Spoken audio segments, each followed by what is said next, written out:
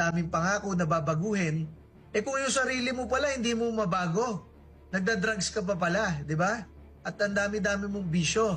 So paano mo mababago yung bayan mo at ang bansa kung yung sarili mo hindi mo mabago, hindi mo nga maamin na ikaw lulong na sa droga. Alam niyo, sentimiento ngayon ng mga Pilipino ay nagbalikan ng mga durugista at kriminal sa ating bansa.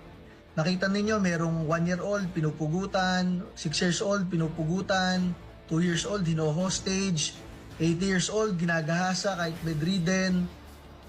Napakaraming kriminalidad uli ngayon na nakikita ninyo in broad daylight, tanghaling tapat, umaga, maraming tao.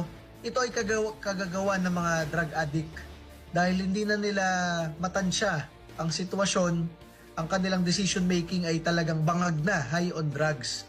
So kung ganyan ang takot ng ating lipunan sa mga ordinaryong drug addict lang sa daanan, what more if we put drug addicts in government positions? Isipin ninyo, kung yung general ninyo ay drug addict, kung yung mayor ninyo ay drug addict, kung yung presidente ninyo ay drug addict, what more?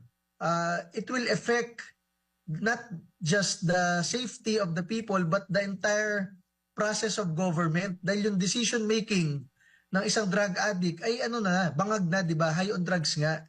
Hindi siya nakakapag-desisyon ng ayos. So definitely, kung pwede lamang magpa-drug test ang lahat ng tatakbo ngayong 2025 dahil dyan natin makikita yan Ako, bilang isang maayos na mamamayang Pilipino, kahit kailan hindi ko nasubukang magdroga, kahit kailan nga hindi ko nasubukang magsigarilyo kahit isang beses So gusto ko rin ng aking mga kasamahan sa gobyerno, ang aking mga kalaban sa politika at sa eleksyon, ganun rin, di ba?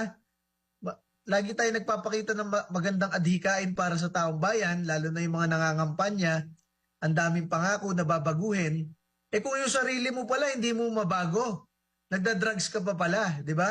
At ang dami-dami mong bisyo.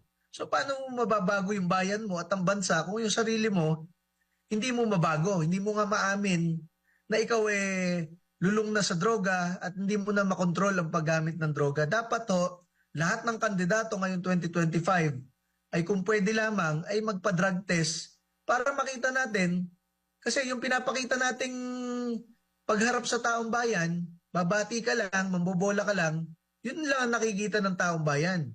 Pero kapag ikaw nagpa-drug test o drug hair follicle test, doon makikita ng taong bayan kung totoo ka ba na ikaw kaya mong baguhin ang bansa kasi ang sarili mo hindi mo